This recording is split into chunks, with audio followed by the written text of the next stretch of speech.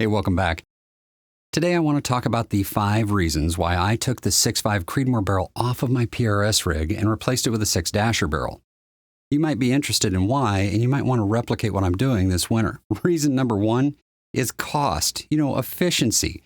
The 6-dasher simply consumes less of everything, be that money for bullets or powder itself. The 6-dasher is a far more economical cartridge to shoot. And add that to the fact that our friends over at Bison Tactical ran an exceptional sale for Black Friday, getting the price of 105 Burger hybrids down to 36 cents a piece. It's far more economical than shooting a 6.5 anything. And that pays dividends for someone like me that needs to practice more. Because PRS, unlike F-Class, is a practice-heavy kind of sport. You need to be proficient in your shooting, or you're not going to shoot well at all. Speaking of practice, reason number 2 is practice. At the 200-yard range where I can shoot steel for practice, I have to shoot pretty small targets. They're relatively light, and putting a bunch of energy into them results in damage to my target array.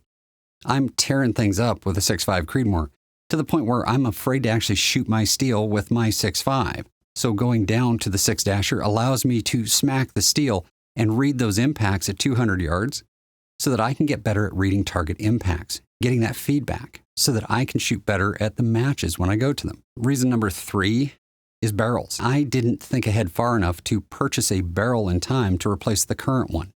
The current barrel has over 1,400 rounds on it already and will eventually wear out. When we get to that point, I don't have a follow-up barrel ready to go. And not having the next barrel in hand before you wear out the current one, well, that's not really good for competitive shooting.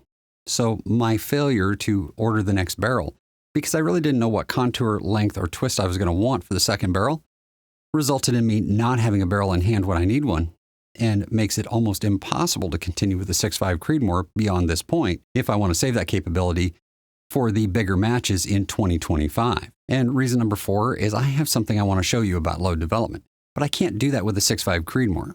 So I'm working with a different cartridge to see if what I've learned on the 6.5 Creedmoor translates across multiple cartridges.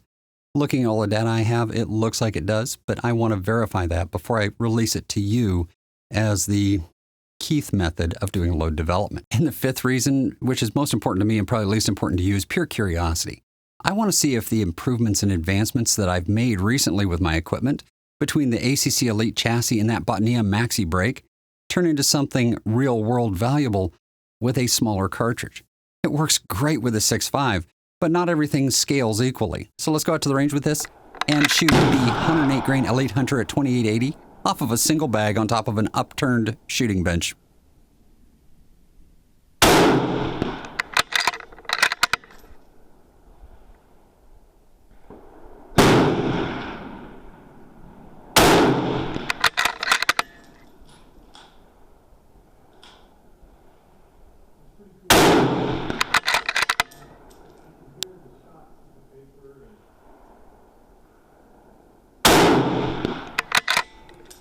And that, my friends, is what I would call success. I have never shot a rifle that was quite that flat. So in the end, switching back to the dasher was a matter of economy, available components, and, well, just pure curiosity on my part, because I want to keep testing stuff and showing you new things so that you can learn more from my shooting and hopefully not have to repeat every experiment I do. All right, guys, until next time, shoot straight, stand by for that load development video, and I'll see you in the next one.